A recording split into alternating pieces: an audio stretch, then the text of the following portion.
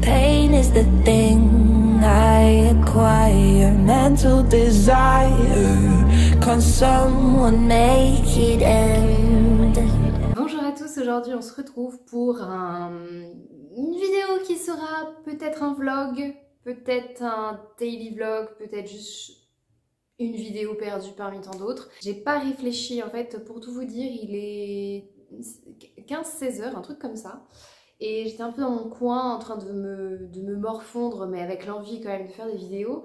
Et en fait je bloquais sur un détail comme d'habitude, c'est-à-dire je me disais voilà, ouais, mais si je fais la vidéo, est-ce que je reviens plusieurs fois dans la semaine? Mais en même temps, si j'ai trop de choses à dire, la vidéo va être trop longue, donc est-ce que j'en fais une vidéo à part?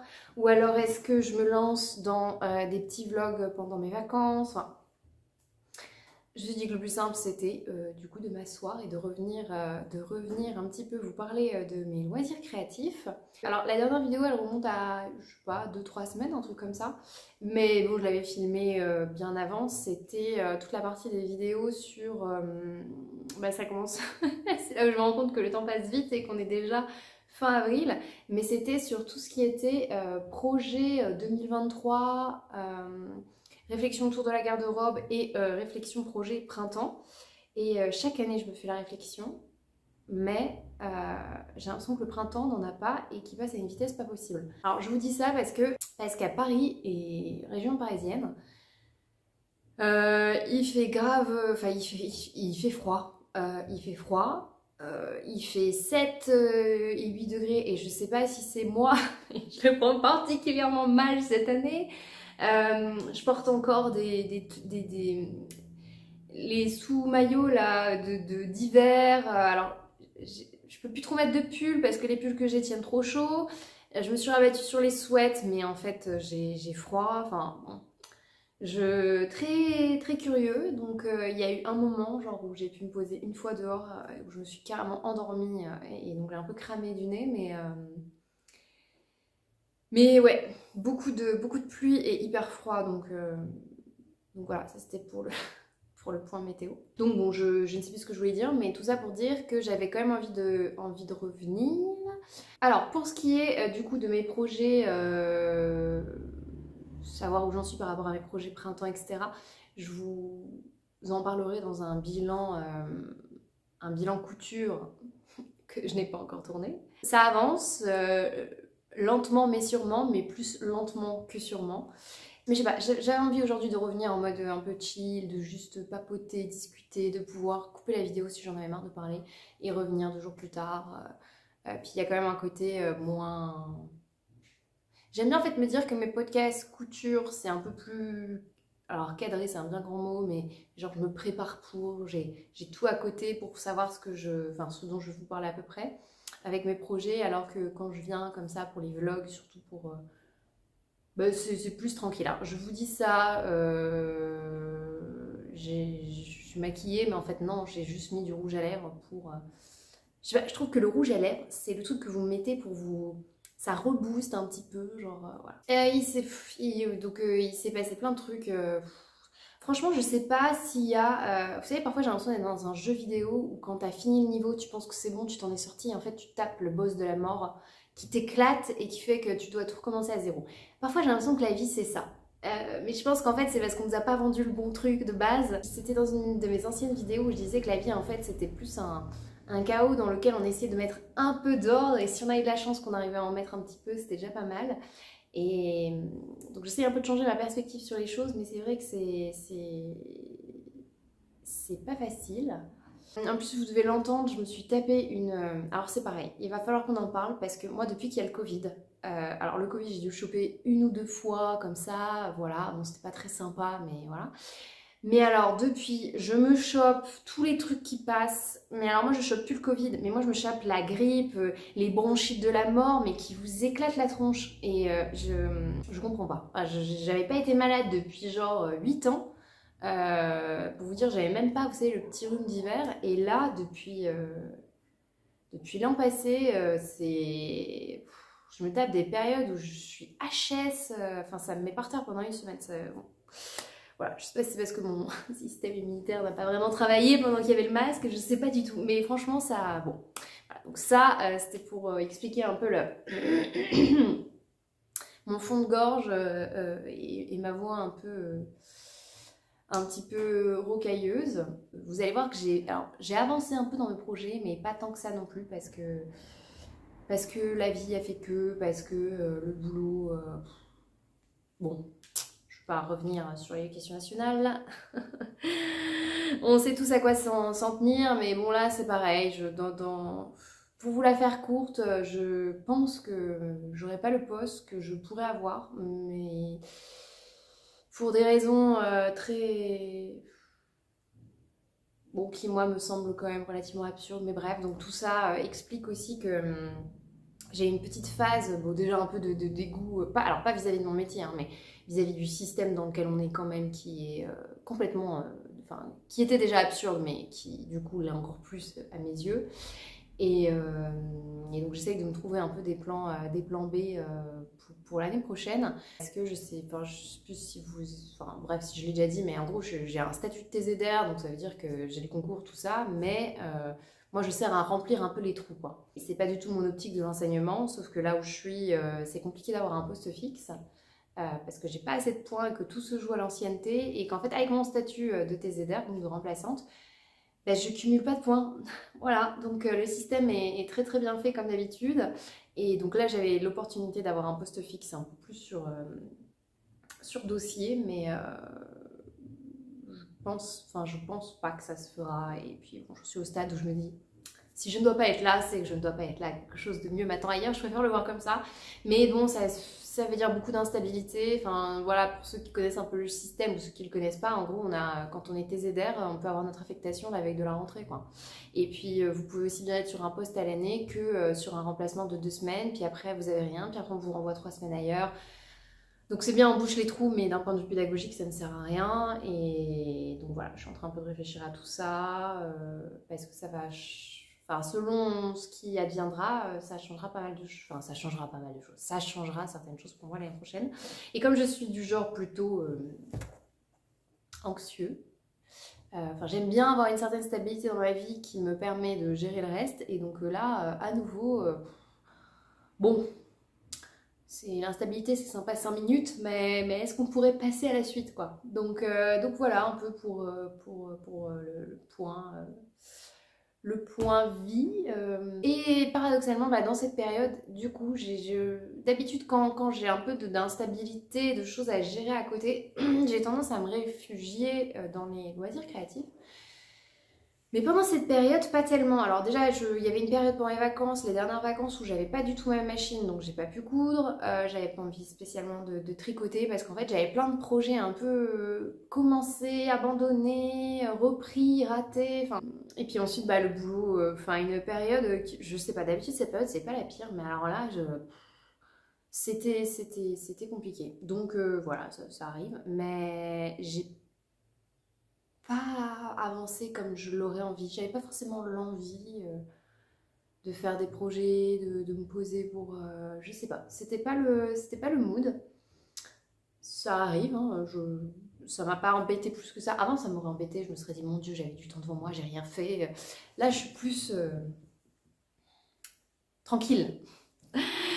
C'est un mot, je pense, qui... c'est pas le mot que j'utiliserai le plus pour me qualifier, mais bon, voilà, j'étais à peu près tranquille, quoi. Alors, par quoi je commence? Parce que j'ai pas mal de trucs. Alors, du coup, il y aura plus de tricot que de couture. Et à mon avis, beaucoup de blabla. Donc, comme d'habitude, j'essaierai de mettre des petits chapitrages si j'ai l'impression qu'à un moment, il y a une cohésion dans ce que je dis. Mais parfois, ça m'arrive de sauter un peu du coq à l'âne. Enfin, en tout cas, de faire des associations d'idées qui m'amènent dans des réflexions diverses et variées. Je vais vous présenter un projet que je n'avais pas présenté, je pense, dans mes derniers vlogs, parce que je pense que mes vlogs s'arrêtaient au moment où j'ai acheté la laine, où j'étais en pleine réflexion sur est-ce que j'achète la laine, est-ce que j'achète pas la laine, etc. Et je vous avais parlé du châle de Marie-Christine Lévesque, donc qui est une designeuse québécoise, et elle avait sorti son châle Pythagore 2.0 parce qu'en fait ça reprend un peu son étole qu'elle avait sorti, mais là elle a repris le principe pour en faire un châle, donc un châle triangulaire. Et donc le but c'est que vous pouvez utiliser des restes de laine ou le faire en uni si vous voulez, ou en 2 couleurs ou en 3 couleurs. Mais le principe c'est en fait un espèce de châle patchwork tricoté. Et en fait, moi quand j'ai vu ce projet-là, ça fait partie des projets, je sais pas si ça vous arrive, mais moi ça m'arrive, et alors très rarement, mais alors quand ça m'arrive, c'est un peu inexplicable, c'est que ça m'est déjà arrivé de tomber sur des vêtements que je trouve moches, enfin que j'aurais tendance à trouver moches, mais que je trouve beau et que j'ai envie absolument d'avoir. Donc il y a eu quelques années, j'avais acheté un pull chez KKS moutarde. Alors le vêtement qui n'a pas tenu l'année parce qu'en fait le fil était à mon avis de très mauvaise qualité, donc en fait je perdais plein de moumoutes de mon pull, donc à la fin il restait la trame je pense en nylon, mais tout le reste était complètement parti. Je l'adorais, alors objectivement j'avais du mal à le trouver beau, mais j'avais complètement craqué dessus et au final en le portant je trouve que ça m'allait bien. Donc il y a quelques trucs comme ça qui peuvent... Alors, je dis pas qu'objectivement le truc était beau ou moche, hein, mais juste moi c'était ma perception. Et donc là c'est pareil, quand je le vois, je me dis ok c'est un peu un châle patchwork, c'est pas trop mon délire, mais je sais pas, j'ai eu un petit coup de cœur dessus en me disant oh mais c'est trop beau, j'ai trop envie de le faire, et ce modèle m'obsédait. Sauf que moi j'ai 0 reste de laine, je tricote pas assez, je tricote pas assez, pas depuis assez longtemps. Pour avoir des restes de laine. Enfin, je pense que j'en ai même quasiment pas ou très peu. Donc, et puis tout de suite, ce châle, il s'est imposé à moi avec des laines donc de Knitting for Olive. Je voulais des coloris un peu dans les marrons, etc. Alors, la version que j'avais dans ma tête et la version finale étaient quand même assez différentes parce que je me suis rendu compte que les laines de Knitting for Olive étaient au final, c'est des couleurs assez passées. Et sur leur site, les couleurs ont l'air beaucoup plus lumineuses et brillantes qu'elles ne sont dans la réalité. Alors du coup, je vais quand même vous présenter ce châle que j'ai terminé, et alors que je l'ai tricoté dans un temps record. Je vous dis que je tricote hyper lentement. Celui-là, je pense que je l'ai fait en 10 jours. Mais je l'ai tricoté non-stop devant la télé le soir en regardant des épisodes de Once Upon a Time. Et vraiment je tricotais de manière anarchique, non, de manière acharnée. Je pense que je devais tricoter 2 à 3 heures tous les soirs, donc forcément, en plus c'est du point mousse, donc ça avance vite. Et donc, alors ça y est, on va plus voir. Je pense que vous vous rendez compte quand même de l'envergure. Alors je l'ai pas bloqué, donc peut-être qu'il se sera agrandi ou... Mais voilà mon châle Pythagore 2.0. Je pense que je vais être incapable de vous redonner exactement tous les coloris parce que je sais pas où j'ai mis les étiquettes et que j'ai mélangé à chaque fois, moi j'ai mélangé du mohair avec du mérino. Dans mes souvenirs, le mérino je l'ai tricoté en double et j'ai rajouté un fil de mohair, et donc déjà ça n'avait pas donné l'aspect que j'avais en tête sur certains coloris, où finalement c'est le mérino qui a pris le pas, parce qu'effectivement comme il y avait plus de mérino que de mohair, du coup c'est le mérino qui a pris le dessus. Mais ça me donne quand même un côté, je sais pas si vous voyez, fluffy. Donc moi ça va parce que je suis pas hyper sensible du coup, mais effectivement si vous êtes sensible, peut-être ne rajoutez pas de mohair dans votre châle. Et moi j'ai doublé le fil pour la simple et bonne raison que la Knitting for Olive, est-ce que j'en ai là ? C'est un fil très, très fin. C'est pas de la fingering, c'est de la light fingering. Et en plus, je vous dis ça, mais donc du coup, le châle devait être fait en déca ou un truc comme ça. Donc normalement, on double 2 fois le fil. Et en fait, comme moi, elle est très fine et que j'ai mis un fil de mohair, ça va. Et de toute façon, pour un châle, alors c'est pas qu'on s'en fiche de l'échantillon et des aiguilles, mais c'est pas...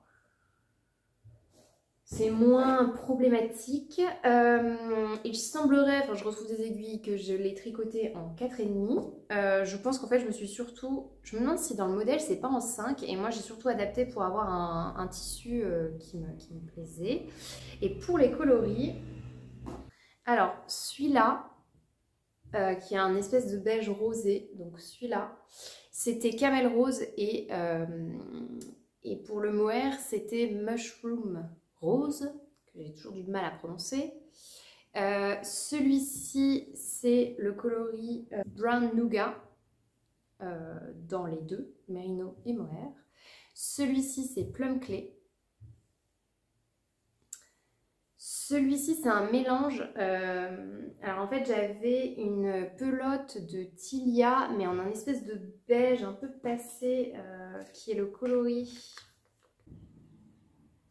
Alors du coup, ah oui non, comme j'ai mis exceptionnellement, ah oui je sais plus si je l'ai dit, exceptionnellement j'ai mis ma caméra en rétro machin là. Pour voir l'écran parce que je me suis rendu compte que parfois en fait je montrais des trucs et que ça passait pas dans l'angle de la caméra. Surtout je me suis dit comme ça va plus ressembler à un vlog si le cadrage et tout, la luminosité est moins...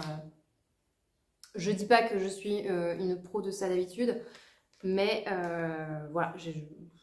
Donc c'est peut-être ça va peut-être être retourné sur l'écran de retour, hein, je vais y arriver. Mais donc c'est marqué, donc ça c'était la Tilia et je l'ai mélangé aussi avec un blanc, je sais plus si c'était genre Pouty ou... Mais c'est mastic, non je sais plus. Enfin, bref, c'est un espèce de blanc un peu, ouais, qui me fait penser à du mastic en fait. Donc voilà. Et puis à partir de là, je me rappelle plus trop. Je sais que j'avais... Dans mes souvenirs, j'avais mis ces deux-là ensemble. Alors, vous n'avez pas du tout les bonnes couleurs. Vous avez Dark Cognac et celui-là, je sais plus, c'est Ochre Brown. Et ensuite, j'avais mis ici Nut Brown et un coloris un peu doré. Mais alors, pareil, je ne sais plus ce que c'est. Et pour le gris... j'avais mélangé ces deux couleurs, pareil vous n'avez pas les bons, vous n'avez pas je pense les bonnes couleurs, mais en fait le mohair est bien plus foncé que du coup l'espèce de gris que j'avais et ça donne un côté vraiment plus chiné que sur les autres couleurs. Quand j'ai commencé, j'étais... alors oui, bon, on est bien d'accord, ce sera la pire présentation du châle que vous pourrez trouver je pense. Que vous pourrez trouver. Je sais pas si l'eau demoiselle a fait un épisode, vous savez, elle fait des vlogs et puis parfois elle fait des... elle présente enfin, une vidéo où justement elle s'attarde sur un projet précis qu'elle fait. Je sais pas du coup si elle a présenté le châle Pythagore, mais en tout cas il me semble qu'elle l'a fait. Je vous dis ça, ça se trouve j'ai un gros doute, mais il me semble parce que du coup, la voyant le faire, ça m'avait encore plus motivée pendant que j'attendais mes laines. Oui, alors au début, j'étais pas hyper... Enfin, si vous voulez, on commence le châle par le bout. Et puis, vous rajoutez des carrés au fur et à mesure. Donc, c'est simplement, vous relevez des mailles. Et puis ensuite, c'est un jeu de diminution pour créer le petit truc ici. Enfin, je sais plus, un jeu d'augmentation, diminution, je sais plus exactement. Mais c'est hyper simple à faire. Le reste, c'est que du point mousse. Donc vous faites que des mailles endroits et en fait au début moi j'ai commencé par cette partie là ici touc et je trouvais que les couleurs enfin j'étais un peu déçue par rapport à mon idée de départ, mais en fait je trouve que le châle se révèle vraiment une fois qu'on a la vue d'ensemble. Et je m'étais quand même basée pour accorder les couleurs, m'arranger pour qu'il n'y ait pas deux couleurs côte à côte, enfin la même couleur deux fois côte à côte. Pour faire un mélange, ça veut dire qu'il n'y ait pas que d'un côté du clair, que d'un côté du foncé. Et je m'étais aussi basée, je pense, sur un projet Ravelry, notamment pour voir quelle couleur était répétée à quel endroit. Et ça m'avait pas mal aidé de faire ça. Alors, je sais plus qui disait que y en a qui n'aiment pas les châles triangulaires parce qu'ils ont peur que ça fasse bavoir, etc. Alors parfois moi je le mets un peu à l'arrache, bon, là ça ressemble à rien parce que j'ai pas fait attention. Franchement, bon parfois j'ai un truc comme ça, je le remonte et j'essaye juste d'avoir chaud. Et il y en a qui ont tendance à le mettre un peu comme un chèche. Alors, je l'ai jamais porté, mais je crois que c'était le truc qu'on avait quand on était plus jeune. De le porter comme ça. Alors moi ce que je fais en fait c'est que je fais ça, puis voilà. Enfin, j'ai pas vraiment de manière de porter les châles, moi, du moment que ça me tient chaud. Et pour tout vous dire, je l'ai quand même pas mal porté en intérieur, parce qu'en fait, c'est le seul châle que j'ai. Et aussi en extérieur. Et en fait, au début, j'étais pas trop convaincue des couleurs, parce que je me dis que c'est pas des couleurs qui me ressemblent plus que ça. Que en plus, ce sont des couleurs passées. Et moi, ce qui me met en valeur, c'est quand même des couleurs plutôt chaudes. Mais il va très bien avec ma veste d'extérieur kaki. Je pense que ça ira très bien aussi avec une veste en jean. Je sais pas si vous voyez. Donc au final, c'est quand même un projet plutôt qu'on peut qualifier de réussite. Et alors, une fois que je l'ai fini, bon, j'ai arrêté hein, parce que j'avais qu'une envie, c'était de le refaire pour le printemps dans des couleurs pop. Pareil, genre de trucs que je ne porte pas. Mais j'avais qu'une envie, c'était de me faire un châle, vous voyez, avec des couleurs bien pétantes, genre du rose fuchsia, du violet fuchsia, pour qu'il y ait un côté un peu, genre, vous savez, le mélange des couleurs qu'il y avait un peu dans les années 80. Je vous dis ça, mais j'étais pas née dans les années 80, hein, et c'est l'image que j'en ai. Et, et ouais, je sais pas, c'est toujours quelque chose que j'ai en tête, mais je l'ai mis un petit peu en stand-by parce qu'en fait, je me disais que c'était peut-être dommage d'avoir 2 fois le même châle. Alors, je vous dis ça, mais maintenant que je vous en reparle, je me dis, ah, c'est quand même une vachement bonne idée. En fait, j'avais regardé sur un site qui s'appelle Maillot Garn, qui est un site, alors j'ai pas trop compris d'où il venait, etc. Maintenant, je crois qu'ils sont rapatriés en France, mais qui s'est lancé du coup dans la laine, qui vend du mérino et du mohair, et qui a une palette des coloris plutôt sympas. Et ils ont aussi des couleurs bien pop. Donc à voir, je m'en ferai peut-être une version comme ça pour le printemps. Écoutez, j'ai pas grand chose de plus à vous dire, à part que, bah oui, j'ai réussi à me planter c'est plutôt dans le relevage des mailles où j'ai fait, mais ça, franchement, maintenant, il n'y a que vous et moi qui sommes au courant, c'est-à-dire que la manière de relever les mailles, là, vous voyez, ça fait bien net, et là, je sais pas si vous voyez, on voit qu'il y a une espèce de tube, enfin pas de tube, mais ça fait pas pareil. Bon, c'est vraiment du détail, de toute façon, personne ne le voit quand je le porte. Donc, ça ne me dérange pas plus que ça. Par contre, il me reste quand même du coup pas mal de reste. Et j'ai commencé à me servir d'une pelote qui me restait pour faire un petit lapin au crochet. Parce que j'essaye de me lancer dans le crochet. Alors moi j'aimerais me faire des vêtements en crochet, mais je me suis rendu compte que Ravelry avait quand même 50 ans de retard. Enfin non, mais ce qu'on trouve pour le crochet sur Ravelry, c'est une catastrophe quoi. J'ai l'impression que c'était déjà les trucs que j'avais du temps quand j'étais toute petite et que ma mère et ma grand-mère tricotaient et crochetaient quoi. Autant le tricot, je trouve qu'il y a eu une évolution, y compris dans les modèles, autant le crochet, pas vraiment. Alors on trouve des petits trucs par-ci par-là, mais c'est quand même très compliqué. Et moi j'ai trouvé des modèles aussi là récemment chez Fil d'Art que je me suis empressée d'acheter, donc je vous en parlerai peut-être pas aujourd'hui, mais peut-être un petit peu dans une autre vidéo sur les projets printemps, peut-être tricot, etc. Comme on a des amis qui vont avoir des bébés, je me suis dit que ce serait sympa de donner un petit lapin avec un petit foulard en Liberty. Je vous dis ça, mais j'ai pas de Liberty. Déjà, il faut que je finisse le lapin. Donc, en fait, je sais pas si vous connaissez Barnabé le lapin de Archidée, quelque chose comme ça, que moi j'avais vu en fait chez Lily Comme Tout, parce qu'à l'origine il y avait un kit qui était vendu, qui n'est plus vendu, mais vous pouvez aller sur le site et trouver le PDF du projet. Et en fait, moi je me suis dit, mon Dieu, me lancer dans le crochet alors que j'y connais pas grand chose. Enfin, la seule chose que j'ai faite, c'est la pochette d'Atelier Émilie. C'était ça mon premier projet en crochet. Je me suis dit, c'est peut-être un peu ambitieux en ayant zéro connaissance de me lancer dans un patron PDF comme ça. Et en fait, elle a fait la version du lapin, mais en plus petit, dans son livre où il y a plusieurs peluches. Enfin, vous imaginez le lapin Barnabé, mais en plus petit. Et là, j'ai attaqué la tête. Une fois que j'aurai fini la tête, il faudra que je fasse, je pense, les oreilles. Et je trouve un petit tissu fleuri que je n'ai pas. J'aimerais bien avoir une espèce de petit truc à fleurs Liberty, genre blanc et rouge, ou ça serait trop mignon. Trop mignon. C'est le genre de projet qui s'est imposé à moi, je me suis dit d'accord, il faut que je le fasse. Mais c'est vrai que c'est pas facile, je trouve, de crocheter sur une petite circonférence. C'est pas comme le tricot, vous êtes obligé d'insérer comment on appelle ça, le marqueur, enfin comme là je crochette en rond, il me faut absolument un marqueur pour repérer le début de mon rang. Mais donc du coup c'est un truc que je suis tout le temps obligée d'enlever et de remettre, et comme c'est sur quand même pas beaucoup de mailles, je passe plus de temps, je pense, à enlever, à remettre le marqueur qu'à crocheter réellement. Donc c'est un peu...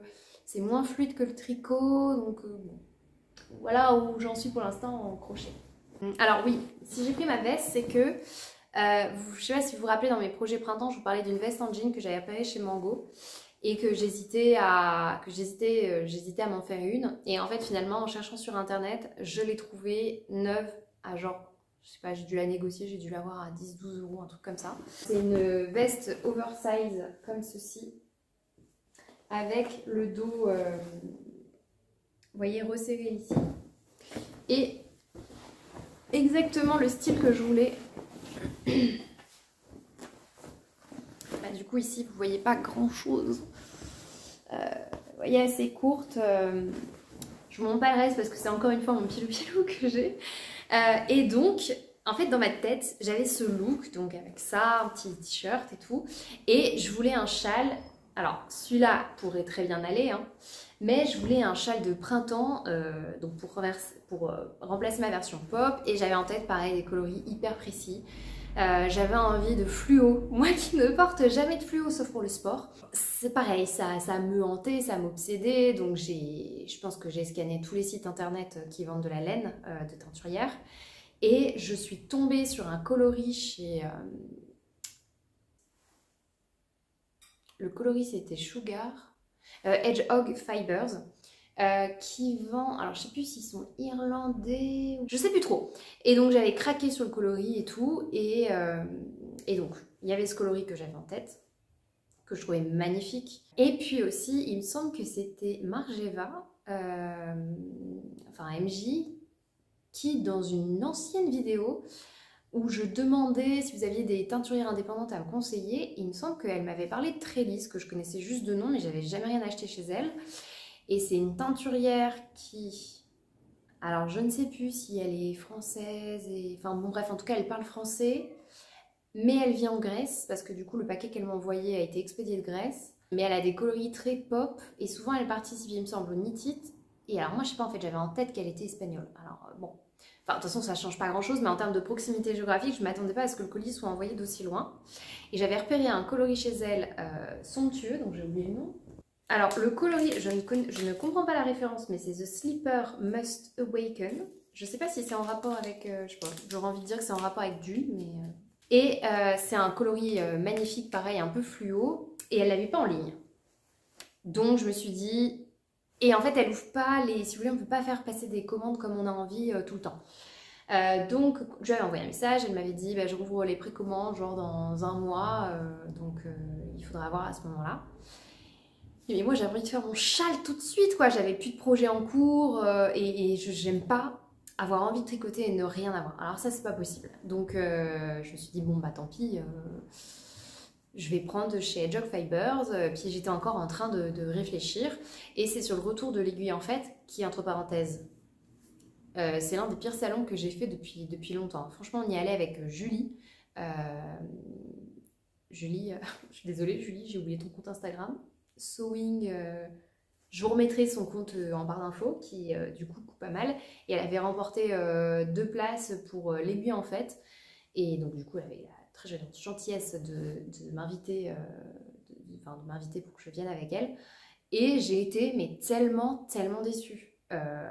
Quand je vous dis que c'est l'un des pires salons, c'est parce qu'on était ensemble et qu'on papotait et je pense que si j'avais été toute seule et que j'avais payé ma place, bon déjà j'aurais eu le somme de payer ma place, enfin d'avoir payé ma place et j'ai trouvé ça, alors je suis désolée hein, si vraiment il y a des gens parmi vous qui ont adoré l'aiguille en fait, n'hésitez pas à le dire, mais j'ai trouvé que c'était vieillot à souhait. Il y avait de la broderie mais c'était hyper vieux, franchement c'était les mêmes modèles une fois encore qu'il y a 50 ans, enfin c'était les mêmes modèles de l'époque où ma mère elle achetait des canevas pour faire du point de croix, des choses comme ça, rien n'a changé, alors qu'aujourd'hui en broderie quand même il y a des nouveaux modèles, des petits kits qui se font, enfin il y a des trucs sympas quoi, mais alors c'est déjà compliqué de trouver ça sur internet par soi-même, mais il y a quand même des trucs un peu modernes, un peu plus actuels.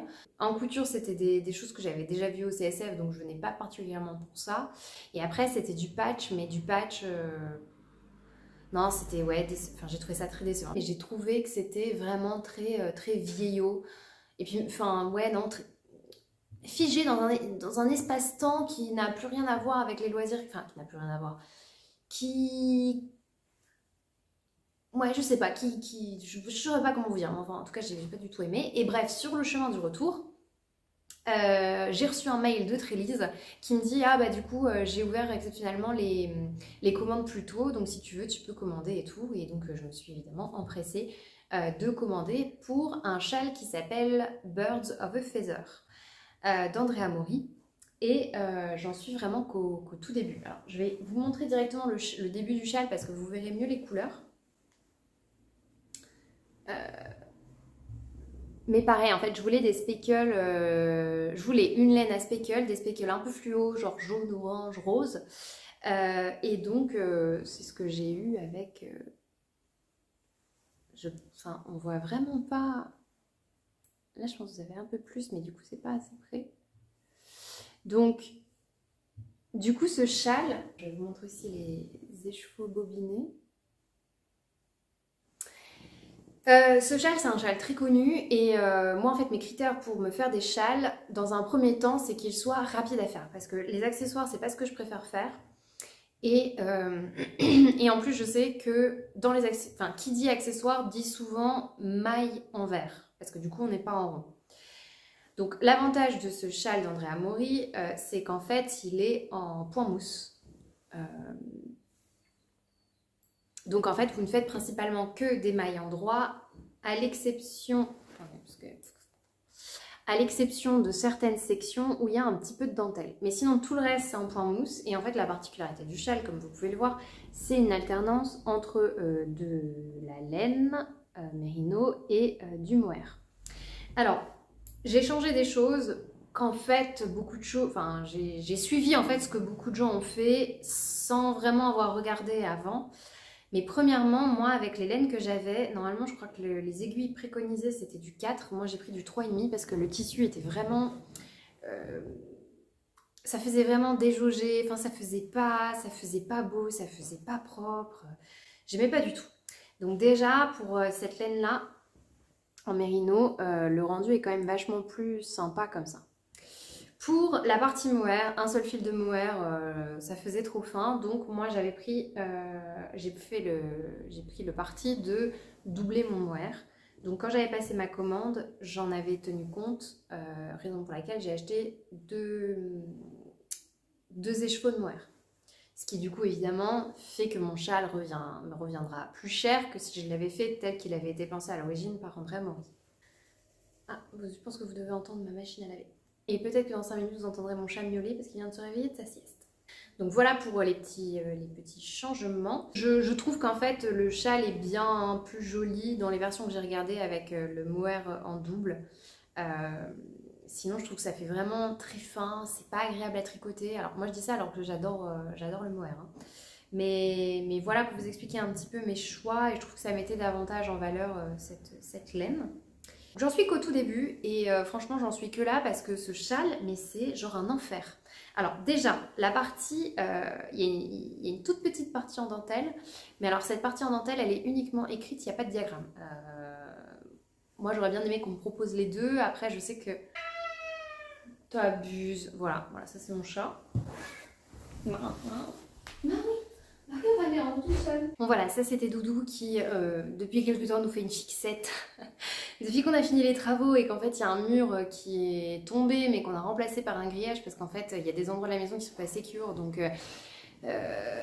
sinon il essaye de se faufiler dedans donc on a été obligé de faire ça pour éviter qu'il puisse passer dans ces endroits là quand on n'est pas là et il ne supporte pas ça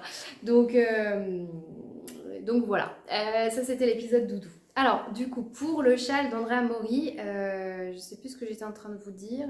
En fait ce que j'ai trouvé dommage c'est qu'il n'y a pas tant de dentelle que ça dans ce patron et donc faire un diagramme juste pour les quelques rangs de dentelle c'est quand même plus visible. Bon elle se retient bien mais c'est vrai que sur le coup j'étais en mode oh non, pas des instructions écrites pour de la dentelle, non. Parce que du coup ça prend beaucoup plus de temps, c'est quand même moins fluide et moins agréable. Mais au final, ça a été. Parce que c'est sur pas beaucoup de rangs. Mais alors ce châle, je sais pas, il était maudit. Genre j'ai eu la poisse avec. En fait, à partir du moment où je suis arrivée sur la section ici de mohair, je n'ai jamais eu le bon compte de maille. En fait, tout a commencé quand je m'étais pas rendu compte que j'avais fait un rang de trop dans la mauvaise laine. Et donc je m'étais dit, bah c'est pas grave en fait, au pire que je fasse 107 mailles avec du mohair ou que j'ai 107 mailles avec du mérino, peu importe. Sauf que quand on arrive à la section de dentelle, le calcul il est fait pour avoir pile 105 mailles sur les aiguilles et non pas, enfin je sais plus, genre je dis 105 mailles et non pas 107. Mais du coup comme moi j'avais pas le bon nombre de mailles, le calcul était pas bon. Donc je me suis dit c'est pas grave, je vais détricoter. Je détricote. Et à partir de là, j'ai galéré pour retrouver le bon nombre de mailles, je sais pas pourquoi. J'ai retricoté, je pense que j'avais dû oublier de faire un jeté, je recalculais. En plus, à un moment, il y a des espèces de jeux de... vous glissez une maille, vous tricotez en double et vous repassez la maille au-dessus. Enfin, mais juste en fait pour faire la petite, si vous voulez, la petite arête que vous voyez pas parce qu'elle est de l'autre côté. Pour faire cette petite arête centrale. Et puis je pense qu'à un moment, j'avais mal remis le marqueur, donc j'avais pas fait le... J'avais pas fait la maille glissée au bon endroit, donc enfin, quand je vous dis que je pense que sur cette partie, j'ai passé autant de temps à le tricoter qu'à le détricoter. Donc je commençais un peu à avoir rouge, je me suis dit c'est pas possible, il y a un moment je vais finir par rajouter une maille au pif pour être tranquille. Bon, finalement j'ai pris mon mal en patient, j'ai bien tout calculé, j'ai tout redémonté, et j'ai fini par aller au-delà de là où je m'étais trompée, donc là c'est bon, j'ai dépassé cette section maudite sur laquelle je suis restée un sacré bout de temps à tricoter, démonter, tricoter, démonter, tricoter, démonter. Je me suis dit, c'est pas possible, c'est on dirait un running gag, mais vous savez, qui tourne mal, quoi. Donc pour vous dire, en fait, je n'ai fait... ça, je l'ai commencé quand même il y a un petit bout de temps, parce que c'est que des mailles endroits. Et là, il n'y a que ce matin où j'ai fait cette partie-là. Pour la dentelle, je vous avoue, je sais pas trop quoi en penser. J'ai pas voulu changer le patron parce que j'avais peur que ça change du coup le métrage final, parce que en lisant les commentaires sur Ravelry, je me suis rendu compte qu'il y a des gens qui n'avaient pas eu assez de laine et tout pour terminer le châle. Donc, mais je sais pas si elle apporte grand chose au final. Bon, écoutez, j'aime bien le châle, mais je suis un peu sceptique, oui, sur la partie dentelle. C'est pas ce que j'aurais peut-être voulu autre chose, mais bon, ça reste beau, mais c'est toujours compliqué en fait quand vous commencez un châle, comme vous êtes que sur une petite envergure, je trouve que les châles ça se révèle vraiment une fois que c'est terminé quand même. Pour ce qui est de la laine, alors le mohair, il y en a qu'une, c'est la base Poséidon. J'ai rien à dire dessus, c'est quand même très drôle parce que du coup, on se rend bien compte que les speckles rendent pas du tout la même chose sur une base... je vais essayer de vous trouver là où il y a des speckles orange. On voit bien que c'est beaucoup plus atténué sur le mohair que sur... et encore là, à la caméra, vous voyez pas beaucoup. Là, c'est vraiment plus peps sur la partie mérino. Et pour la partie mérino, j'ai pris la base, je crois que c'est la base Arès. Donc c'est le mélange mérino polyamide. Parce que je me suis dit, si j'ai des restes, j'en ai marre d'avoir des restes dont je ne sais pas quoi faire. Donc je me suis dit, passer des restes dans des chaussettes, c'est toujours possible. Donc après avoir mûrement réfléchi, je me suis un peu résignée à choisir une base qui peut convenir pour un châle et pour une base à chaussettes. Avec le recul, je regrette un petit peu parce que la base, alors c'est pas, comment dire, c'est pas la faute de Trélise, parce que on a souvent tendance à associer laine et teinturière, mais en fait le travail de Trélise, c'est le travail de teinture. La laine, c'est pas elle qui l'a fait, c'est pas elle qui la file, elle fait qu'acheter des bases, enfin comme la plupart des teinturières. Après la question c'est où est-ce qu'on se fournit pour acheter les bases. Et honnêtement, la base de la laine, je suis un peu déçue en fait. Je suis un peu déçue parce que, je sais pas si vous allez voir, c'est un fil assez fin et c'est un fil qui a tendance, alors là évidemment je l'ai coupé, mais c'est un fil, vous voyez, qui est assez peu rebondi et volumineux et qui a tendance très facilement, quand vous le tricotez, à se dédoubler. En fait, à se défaire tout seul. Et du coup, j'ai beaucoup de mal à l'appréhender. Et alors, c'est pareil, je pense que ça va pas se voir. Mais mon tricot, pour vous dire, mon tricot mohair est beaucoup plus régulier que mon tricot mérino. Alors que souvent, la laine mérino, ça a tendance un peu à pardonner les erreurs de tension. Alors moi je tricote de manière plutôt régulière, mais alors il y a des endroits du coup où je pense que ça se lissera au blocage, mais oh, c'est difficile de vous... je sais pas si vous voyez cet endroit là, juste ici là.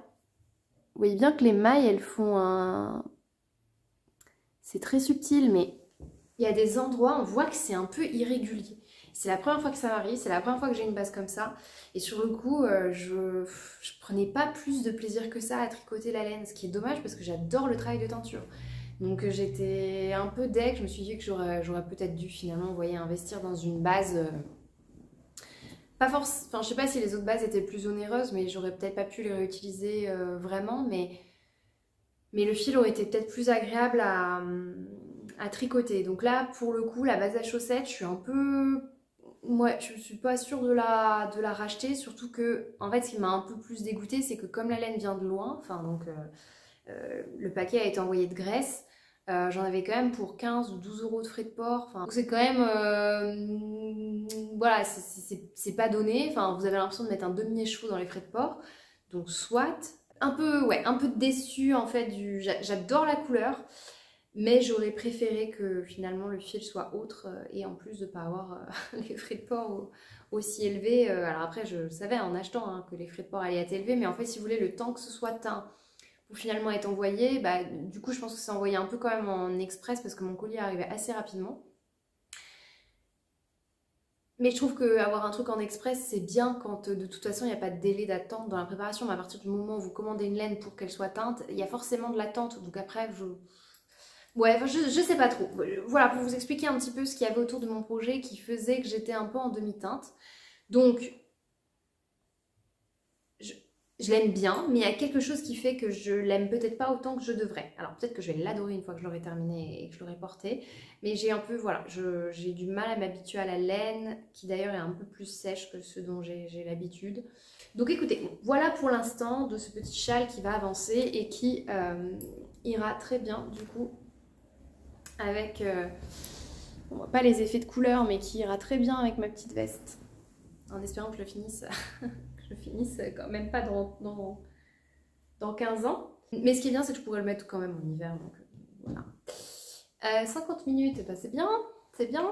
Et ben écoutez, je vous propose qu'on s'arrête là, et puis je verrai demain si j'ai l'envie de revenir pour un daily vlog. Et dans ce cas-là, je vous parlerai plus de couture, parce que du coup j'avais descendu un morceau de tissu dans lequel je vais couper un pantalon, donc je voulais vous parler un petit peu de vous jeter dans mes réflexions couture. Mais suite au prochain épisode. Je vous souhaite donc une excellente journée ou une excellente soirée selon le moment où vous regarderez la vidéo et je vous dis à très bientôt pour une prochaine vidéo.